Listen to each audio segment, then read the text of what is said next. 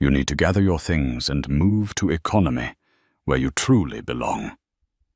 The icy voice of Lauren Parker, the 34-year-old lead flight attendant, tore through the stillness of the first-class cabin. Her words cut like a blade, pulling every pair of eyes toward Adrian Cole, 47, the black man in a sharp navy suit, seated in 1A. Adrian looked up, his laptop still glowing with lines of dense financial reports. His boarding pass lay right on the tray table, stamped in bold with the words, "First Class." He didn't need to prove anything, not to himself at least. But here, under eyes filled with doubt, it suddenly seemed meaningless. A mocking smile flickered across the face of Gregory Stanton, a 52-year-old white businessman in seat 3C. He raised his phone, camera ready, eager to capture the moment order was restored. In the arch of his brow, in the faint shake of his head, he had already convicted Adrian, a man who did not belong. Lauren tapped her finger on Adrian's armrest, the cabin light glinting off the cold silver of her wedding ring. "This seat is for paying passengers," she pressed, her disdain slipping through every syllable. Adrian drew a slow breath, humiliation burning in his chest like fire. Every muscle wanted to explode, to leap up and shout back at them. But he knew. Calm was the sharpest weapon. He calmly extended his boarding pass for the third time. "As I've said, this is my seat. 1A. First class."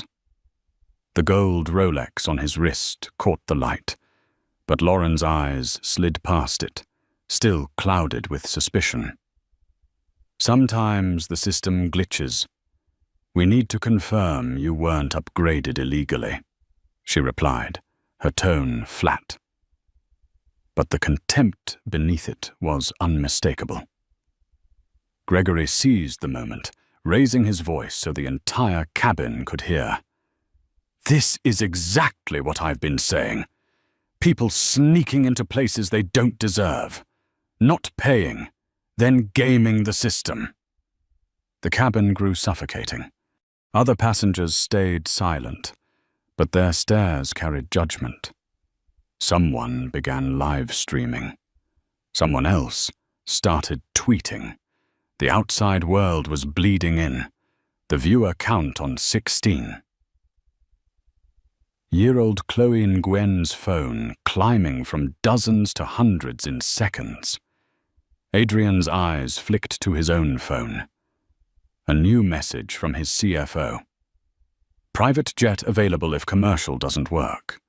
Board meeting moved to 3 p.m. He closed the alert quickly, letting no one see. With a single tap, the entire ordeal could end.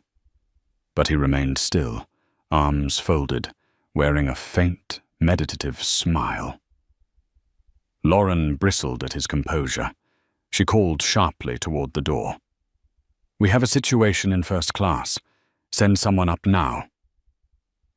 Minutes later, Helen Fisher, the 49-year-old gate supervisor, arrived with Officer Daniel Brooks, a 42-year-old security officer with a crackling radio at his hip. Helen glanced at Adrian, her fingers flying across her tablet. "Miss Cole, the system shows you purchased an economy ticket at 11:47 p.m. last night.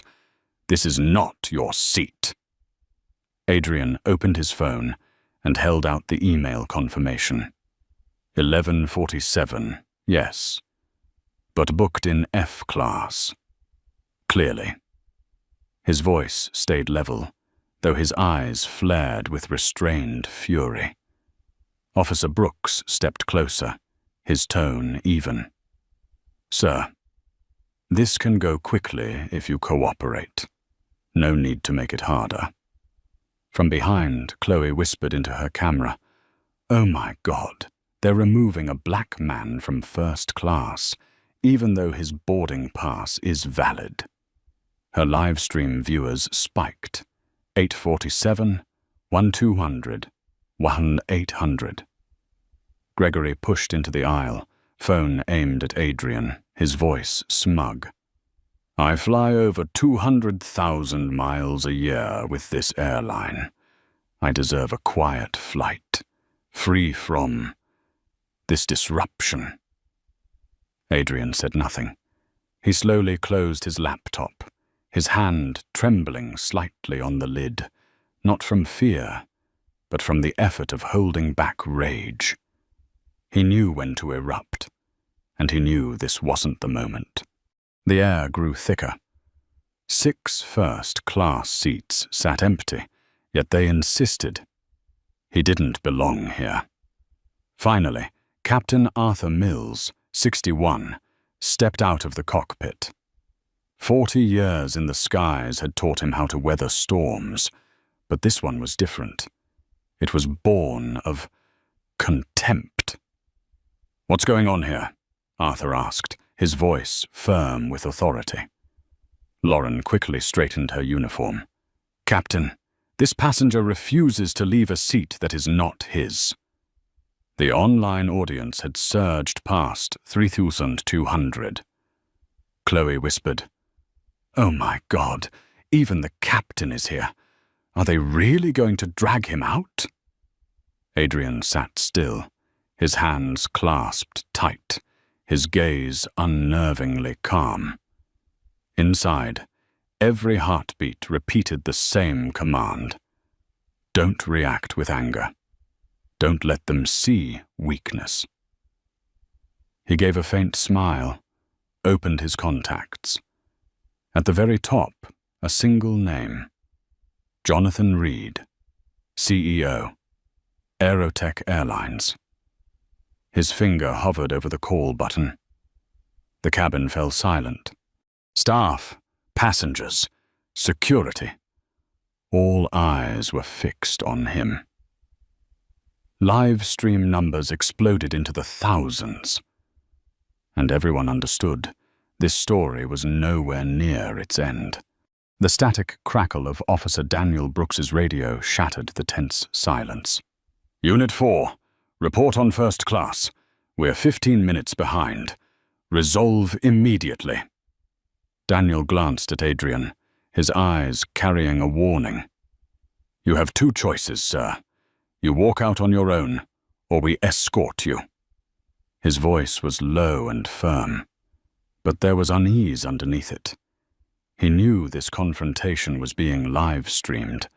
Thousands of eyes outside the cabin, watching his every move.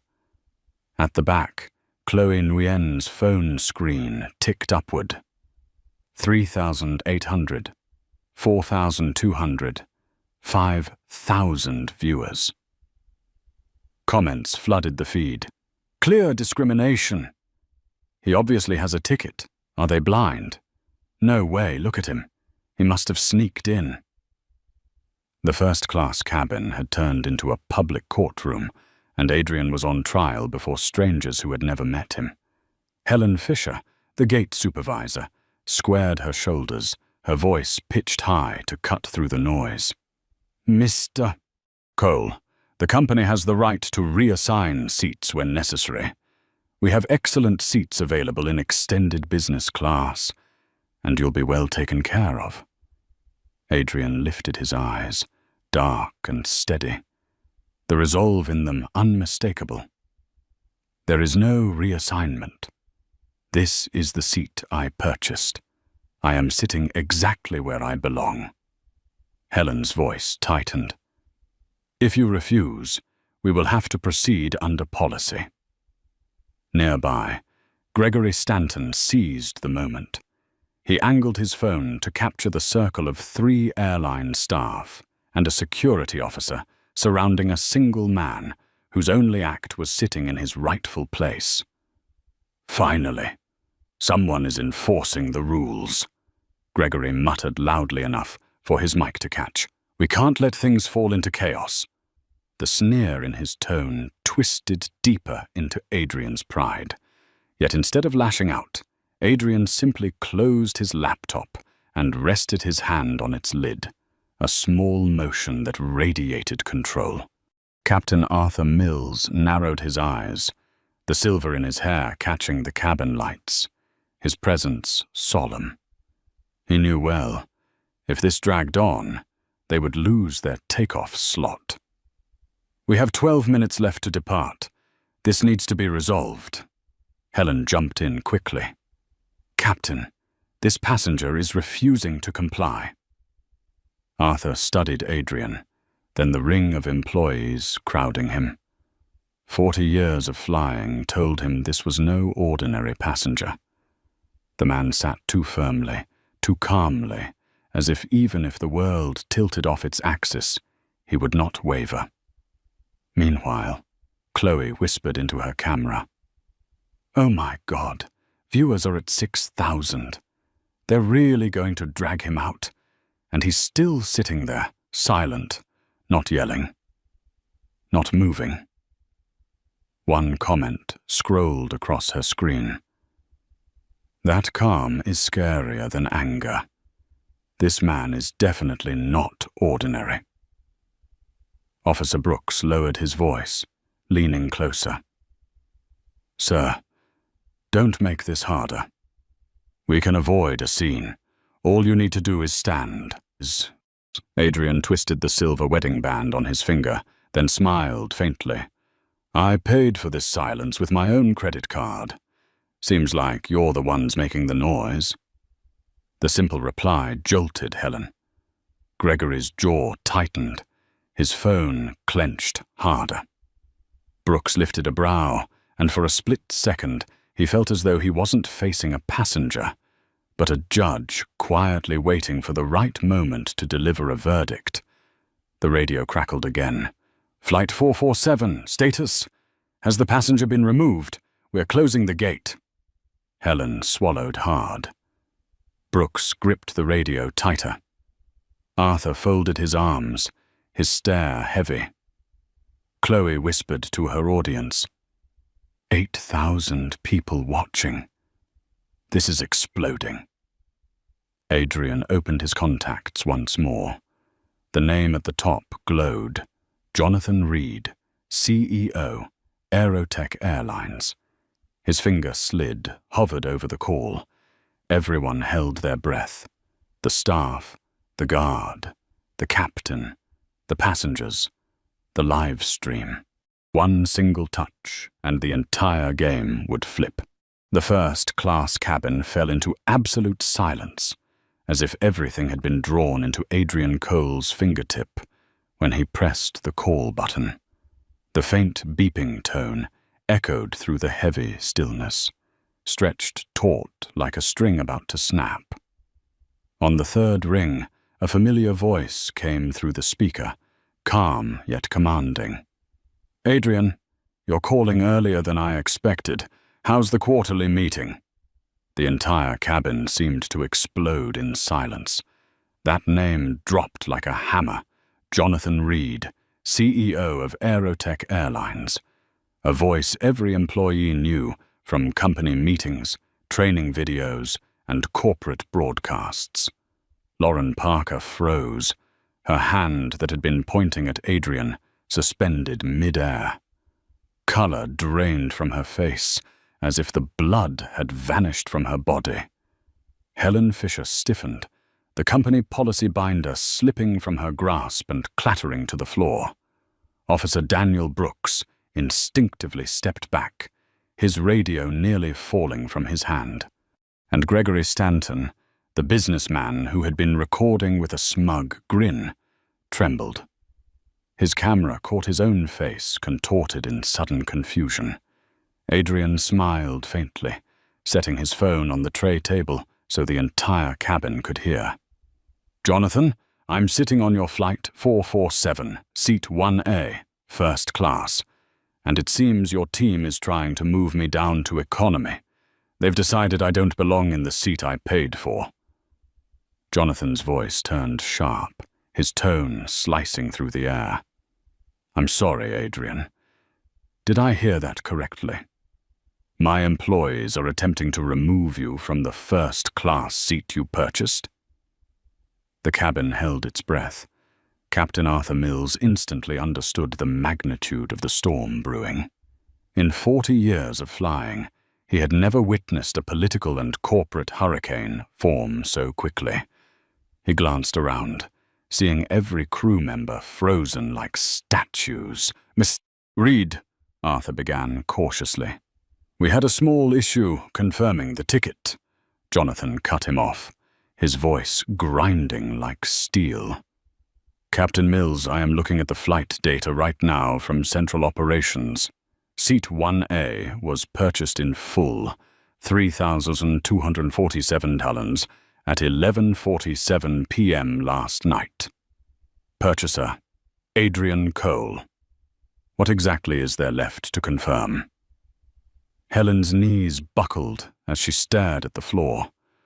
Lauren bit her lip until it turned white, her hands clenched so tightly they shook. Chloe Nguyen's live stream exploded, the viewer count skyrocketing past 12,000. Comments poured in like a flood. "Oh my God, he actually called the CEO. This is the biggest plot twist I've ever seen." Their careers just went up in smoke. Chloe whispered into her phone, her voice trembling. "You guys, he isn't just anyone. He's the biggest corporate client this airline has. I heard the CEO say it himself." Adrian rose slowly. Not to leave, but so that every eye could see the calm in his stance. He turned, scanning Lauren, Helen, Daniel, and finally Gregory, the one still recording, his hand shaking uncontrollably. "Jonathan," Adrian continued, "you should also know, right now, at least 3 passengers are recording, and 1 live stream with tens of thousands of viewers is broadcasting everything. The footage shows your staff surrounding a paying customer, preparing to drag him out of his first-class seat. And that customer happens to represent 23% of Aerotech's annual revenue." A deathly silence hung in the air. Jonathan's voice returned, each word landing like a verdict. "Helen Fisher, Lauren Parker, Daniel Brooks. Do you hear me?" The 3 flinched as if shackled by invisible chains. "As of this moment, you are suspended without pay. When this plane lands, I expect detailed reports on my desk." Lauren's legs buckled, nearly collapsing where she stood. Helen clutched a seat for support, her face ashen. Daniel lowered his head, sweat dripping down his temple. Adrian closed his phone, gave a small nod, and settled back into seat 1A. The cabin was so silent, no one dared to breathe. Only the hum of the air vents and the pounding hearts of employees who had just lost their careers filled the space. The air in the first-class cabin grew dense, as if the oxygen had been drained away. Every eye was fixed on Adrian Cole's phone, its screen still glowing. Jonathan Reed's final words still echoed through the cabin like a death sentence hanging over 3 airline employees. Adrian did not rush. Calmly, he opened the leather case on his table and drew out a thick folder, its cover stamped with the Williams Holdings logo. Every motion was deliberate, precise, as though he were preparing for a board meeting rather than a confrontation at 30,000 feet. "Jonathan," Adrian's voice was steady, but heavy with the weight of a gavel striking a bell. "Do you remember the contract we renewed last month?" On the other end came the sound of rapid keystrokes. Jonathan was pulling up data. Within seconds, his voice returned, sharp as ice. "Of course. $127 million annually. Williams Holdings is Aerotech's largest corporate client.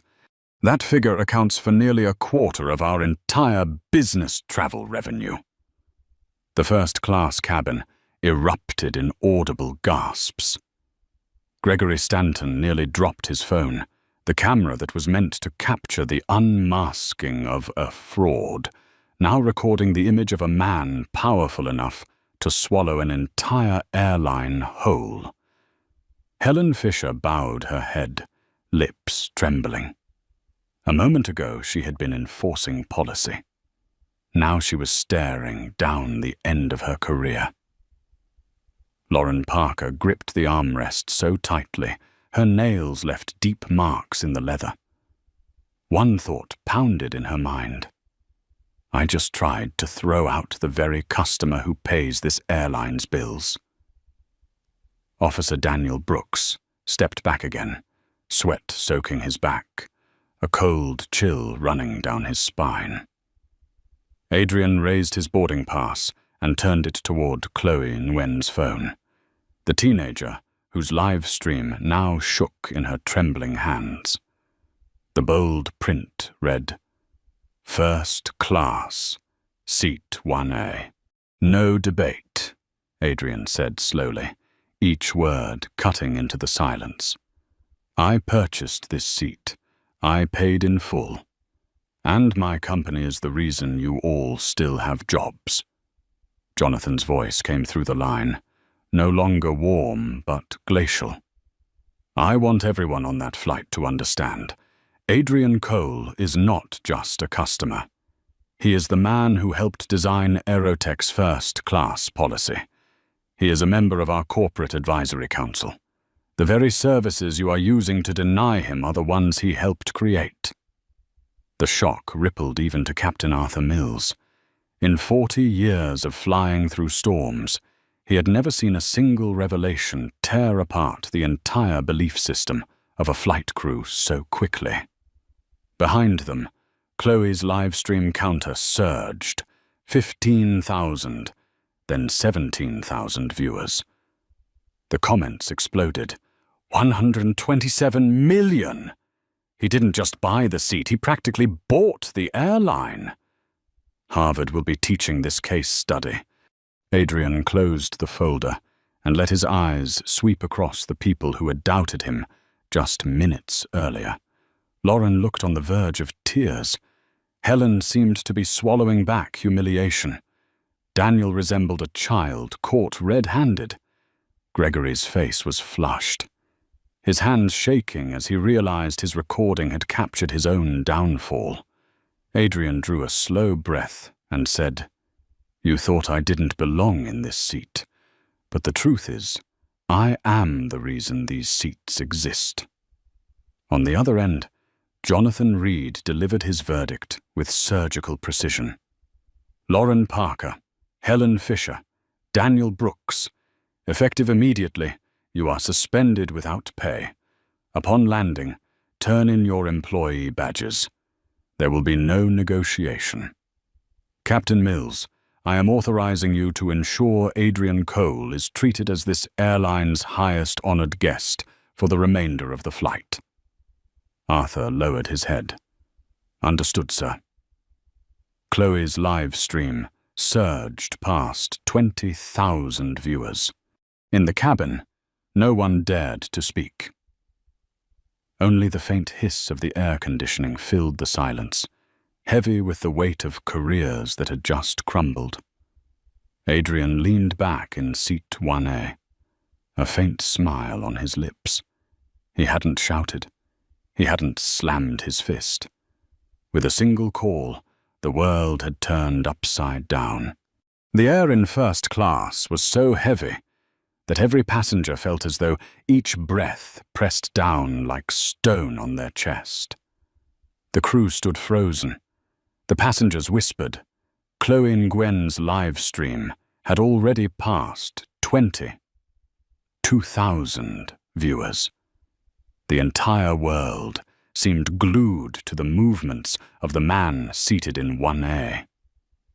Adrian Cole lifted his cup of cold coffee, took a small sip, then set it back down with ease.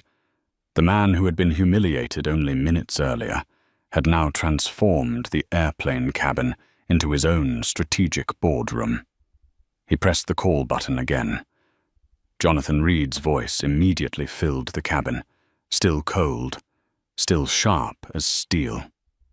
"Adrian, I've suspended them. But I know you. You don't just want an apology. You want more. Tell me, what do you need so this doesn't destroy Aerotech today?"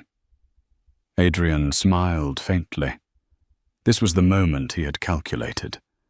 Not for revenge, but to force systemic change.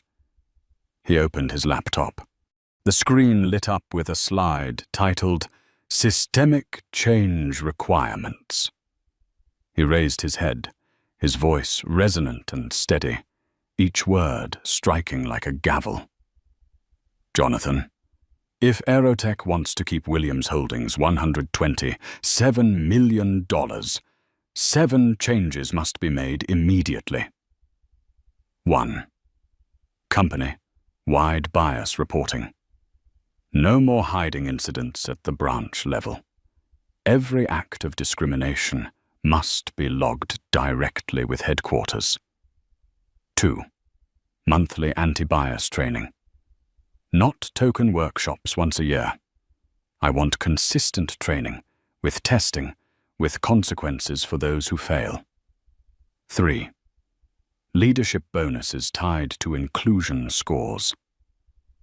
If a region racks up multiple discrimination complaints, the regional director loses their bonus. Simple and clear. 4. Passenger Dignity App.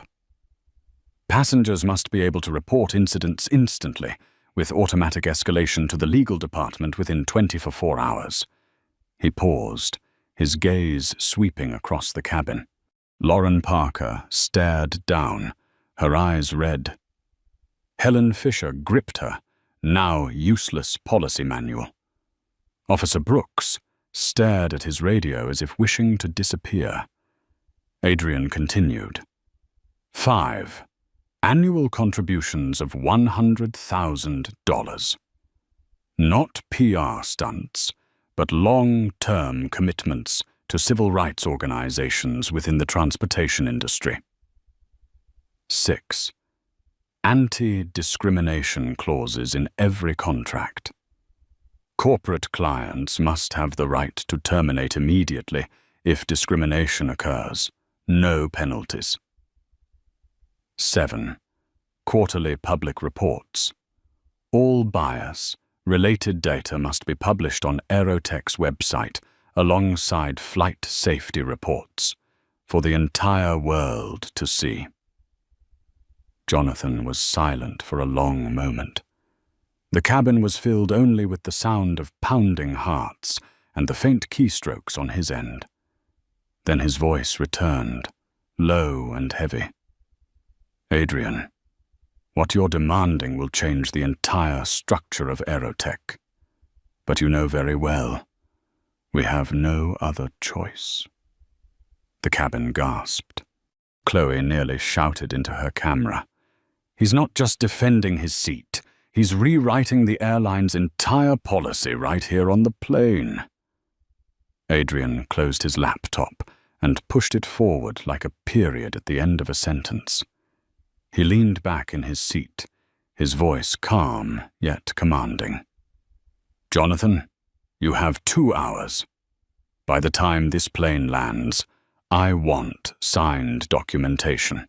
If not, next week Williams Holdings will fly with Delta, United, or any airline that knows how to respect its customers." First class shattered into silence. No one dared move. The phone speaker still carried the voice of Jonathan Reed, no longer urgent, but now cold and resolute. "Adrian, you will have the signed document before this plane lands. I've already called in legal and HR. They are in an emergency session right now. Every condition you laid out will be drafted into an addendum, and I will sign it myself." First class sank into a suffocating silence. Only the soft hum of the air system remained, as if echoing the frantic heartbeats of those who had just watched their futures collapse. Lauren Parker lowered her head, both hands trembling, tears suddenly welling up. She remembered how arrogantly she had tapped her fingers on Adrian's armrest, every word she spoke cutting into his dignity like a knife. Now she was the one dangling over the fragile thread of her career. Helen Fisher clutched her policy manual, the book that had once been her shield of authority. Now it was useless, hollow. A lifetime of believing in the word regulation had crumbled in an instant because she had applied it to the wrong person in the wrong situation. Officer Daniel Brooks stood frozen, his radio shaking so hard it crackled. He felt as though he had been dragged into a play with no exit, and the only ticket out had slipped away. In the back row, Gregory Stanton scrambled to turn off his camera, fumbling to delete the recording. But it was too late. Chloe's live stream had already drawn more than 25,000 viewers, alongside thousands of other recordings from different angles. His face, with that smug smile, had already spread across the world, making him the symbol of blind arrogance. Chloe whispered breathlessly into her lens, her voice trembling but filled with excitement. "You guys, I can't believe this. A man who was dismissed just minutes ago is now forcing the CEO of an airline to change the entire system. This is history." Captain Arthur Mills was the only one still composed, but inside he knew. This moment had gone far beyond an in-flight incident. It was a turning point for the entire industry. He stepped closer to Adrian and gave a small nod. "Mr. Cole, on behalf of the crew, I apologize." Adrian returned the nod without anger or triumph, only the calm of a man who knew the balance of power had shifted to his side. On the other end, Jonathan closed the call with a voice like iron. "Adrian, you will have the document before landing. As for the employees on this flight, they are suspended, and unless they survive retraining, they can consider their careers over. I promise you, this will be an expensive lesson for all of Aerotech." The line went dead. The cabin remained silent. Adrian exhaled slowly, then opened his laptop. The screen glowed with charts and data, as though he were simply returning to unfinished work. That image, a man calmly working while an entire airline trembled from a single call, burned itself into the memory of everyone present. Outside, social media exploded. Hashtags half-returned flight, Evan and airline shame shot straight to the top of trending lists. CNN, BBC, Fox, all began running the story. The image of Adrian, seated in 1A, calm as stone while surrounded by chaos, spread across millions of screens around the world. The rumble of the plane's engines filled the air, signaling the crew's final preparations for takeoff. But first class was no longer just a cabin. It felt like a miniature parliament, where every gaze and every breath revolved around the man in seat 1A. Adrian Cole sat quietly, laptop open before him, as if nothing had just happened. Yet the others could not pretend calm. Lauren Parker dabbed her reddened eyes with a tissue. Every detail replayed in her mind. The impatient tapping of her fingers, the condescending tone, the suspicious glance. Now each moment had become evidence against her, plastered across social media. She wanted to speak, to apologize, but her throat locked shut. Helen Fisher sat frozen. After 20 years clinging to the rule book, she had never imagined the day her policy manual would become a punchline. She once believed regulations would protect her. Now they only exposed her rigidity and lack of humanity. Officer Daniel Brooks stood in the back, sweat pouring as if he had run a marathon. His thoughts turned to his family, to the mortgage still unpaid. One poor decision, and his entire life was unraveling. Behind them, Gregory Stanton clutched his phone, now powered off, his chest tight with shame. He had thought himself the judge, but had become the fool mocked by tens of thousands. Why did I sneer at him? He wondered. But the answer came too late. Meanwhile, Chloe Nguyen trembled with excitement. Her phone warned of just 12% battery, yet her live stream viewers had surged past 28,000. Messages poured in. "Don't stop. This is history." "Girl, you just created the most valuable live stream of the year."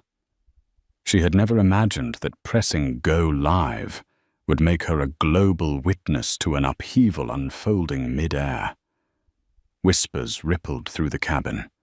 A middle-aged man murmured, "We're sitting next to an earthquake." The woman across from him shook her head, her eyes fixed on Adrian. "No, this is a lesson." Adrian closed his laptop, his steady gaze sweeping over each face. He didn't need to shout, didn't need to justify himself. His silence now was the loudest voice in the room. He thought of the figure. 120 halls, $7 million. He thought of the 847 employees from his company who flew with Aerotech each month, of the thousands of trips logged in spreadsheets. But above all, he thought of his mother, the woman who once had to squeeze into the cheapest seats in economy, quietly enduring the scornful glances. If she could see this moment, she would smile, Adrian told himself. Outside, the sky darkened, while the cabin lights reflected across the faces of those who had just lost their careers and those who had just awakened. The world beyond still roared on social media. But inside this cabin, it was the storm of silence that left everyone breathless. The familiar ding of the seatbelt sign chimed, followed by the calm voice of a flight attendant. "Ladies and gentlemen, we have reached cruising altitude. Please sit back, relax, and enjoy the flight." The words sounded bitter. No one in first class could possibly relax. Everyone was still trapped inside the storm that had just erupted. Adrian Cole's phone vibrated. A new email appeared. The sender, Jonathan Reed, CEO of Aerotech Airlines. The subject line, "Commitment Agreement, effective immediately." Adrian opened it. A PDF filled the screen, bearing Jonathan's digital signature and Aerotech's official seal. Passenger Dignity app to be launched within 30 days. Mandatory monthly bias and inclusion training for all 23,000 employees. Regional executives will lose bonuses if discrimination incidents occur. Quarterly bias reports to be published publicly on the company website. Corporate contracts to include a termination clause triggered immediately by discrimination without penalty.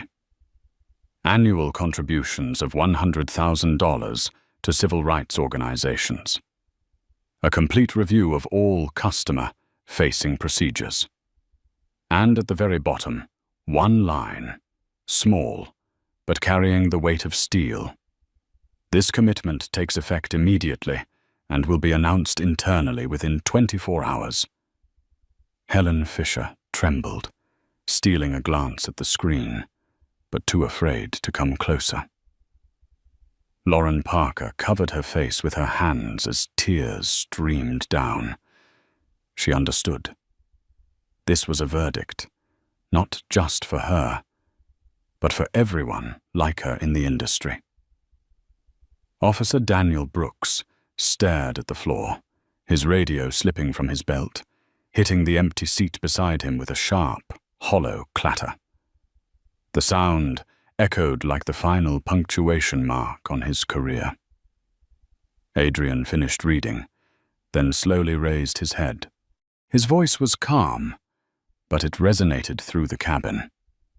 You treated me as though I didn't belong here. But in truth, this moment has rewritten the way Aerotech must treat every passenger from now on. The cabin was utterly silent. Every gaze, filled with regret, fear, or admiration, was fixed on him. Meanwhile, Chloe and Gwen whispered into her live stream. "You guys, this has gone beyond anything I ever imagined. I am watching an airline sign a policy overhaul while still in the air." The viewer count shot past 35,000. Comments poured in. "This feels like a movie, not real life." He just turned a plane into the boardroom of an entire corporation. Captain Arthur Mills stepped forward, his voice low but steady. "Mr. Cole, in 40 years of flying, I have never seen a passenger force an airline to change in midair. You didn't just reclaim Seat 1A. You reclaimed dignity for everyone who will fly after you." Adrian nodded, a faint smile flickering across his lips, even as a tide swelled within him. He thought of his employees, of the thousands of people who would no longer have to endure scornful glances when stepping into first class. Outside, the world was erupting. On social media, the hashtags #Flight447 and #Dignity in the air surged to the top of global trends. CNN flashed breaking news across its screen. Corporate client compels Aerotech Airlines to sign reform agreement mid-flight. The plane began its descent, and the captain's voice came over the intercom. "Ladies and gentlemen, please fasten your seatbelts. We are preparing to land." Outside, a blazing red sunset spread across the clouds, breathtaking in its beauty. But inside the first-class cabin, no one had the heart to admire it. Everyone was still shaken after witnessing a single man's resolve in keeping his rightful seat force an entire corporation to change. Lauren Parker slowly stepped toward Adrian Cole, her eyes red, her voice breaking. "Mr. Cole, I don't know what to say. I was wrong. I let prejudice blind me. And Adrian lifted his gaze, calm, but not cold. His voice cut through hers, low and clear. "Do not say it to me. Say it to yourself. Ask how many times you have treated others the way you treated me today, and how many times you thought they would never have the power to fight back." Lauren froze, tears streaming down her face. She understood. Her apology now was not to salvage a career, but to salvage the humanity still left within her. Next came Helen Fisher, the gate supervisor, who had clung to policy to try and force Adrian from his seat. She stood trembling, clutching the useless rulebook to her chest. I relied on regulations to convince myself I was right. But the truth is, rules can never replace fairness." Adrian gave a slight nod. "You placed regulations above people.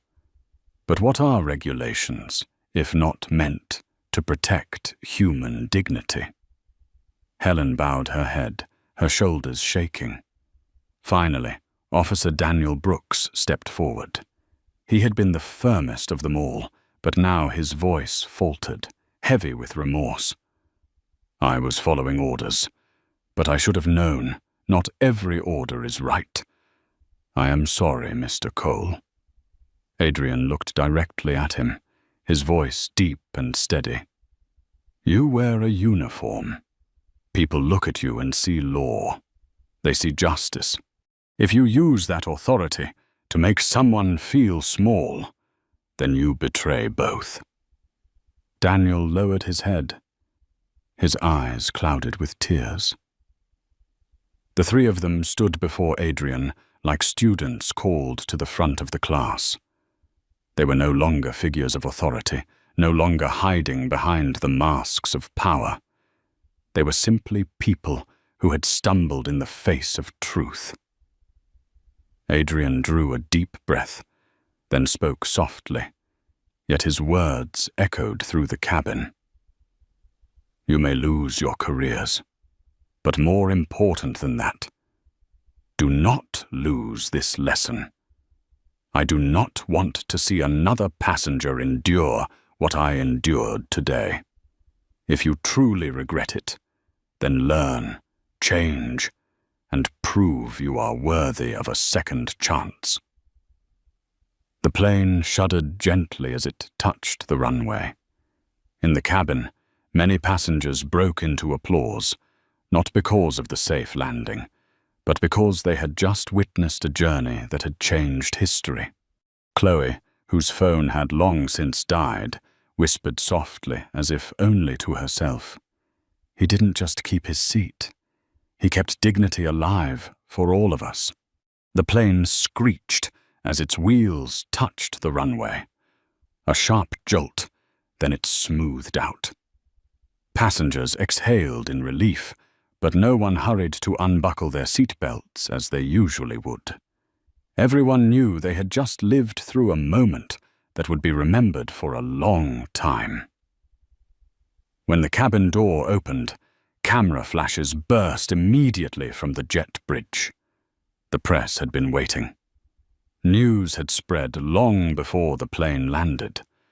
The name Flight 447 flooded Twitter, Facebook, CNN, and BBC.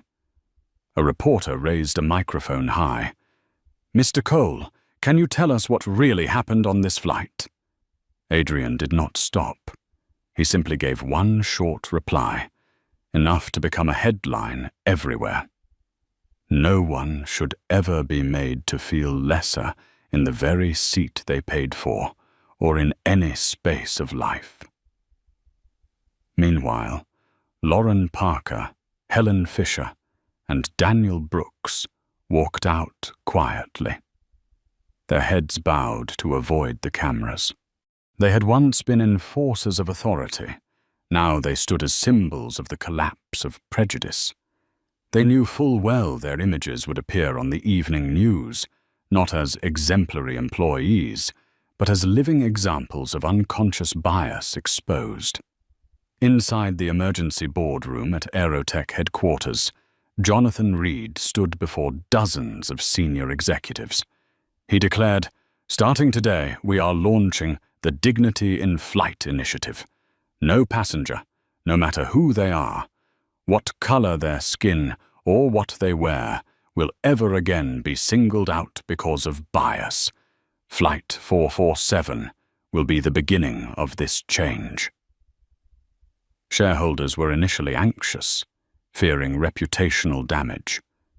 But soon after, the market responded in the opposite way. Within 48 hours, Aerotech's stock rose by 4%, as the press praised the airline as a corporation willing to face its mistakes and reform immediately. Chloe Nguyen returned home, plugged in her phone, and saw her TikTok account had gained 250,000 new followers overnight. The clip of Flight 447 had been shared millions of times. The 16-year-old never imagined that a spontaneous live stream would make her the global witness to justice. Gregory Stanton's story was different. He was swept into a storm of criticism. Business partners turned their backs. His company faltered. For the first time in his life, Gregory was forced to confront a question he had never dared ask. How many years have I lived in the illusion that skin color and wealth gave me the right to look down on others? In the weeks that followed, the press called Adrian the man who rewrote airline policy from seat 1A. But he declined lengthy interviews. He left only one statement. This is not my story alone. This is a reminder that dignity is not a privilege. It is a basic right. 6 months later, Aerotech's first public report revealed complaints about bias had dropped by 78%. Passenger satisfaction scores had risen from 74% to 89%. Corporate contract revenue had increased by 15%, thanks to renewed trust. And in Harvard lecture halls, a new case study entered the MBA curriculum. Flight 447, when dignity became an economic lever. On that sky-bound day, there was only one seat 1A. But from that seat, one man changed an entire industry. In the world of business and service, we often think that power lies in the seats of authority within boardrooms or in the profit figures on a balance sheet. But the story of Flight 447 proved that there is a greater form of power: human dignity. Adrian Cole did not need to shout, nor did he need to raise a fist. All he did was maintain his composure and put the truth on the table. That unwavering resolve forced a multi-billion-dollar corporation to change. It is proof that true power does not lie in noise, but in the ability to turn a moment of injustice into a catalyst for systemic reform. If you believe that dignity is not a privilege, but a fundamental right for every human being, press like and subscribe to continue following us in stories that expose injustice and affirm human value. And before you leave, post a comment with the simple phrase, "Quiet power," to show that you too believe in the silent strength that can change the world.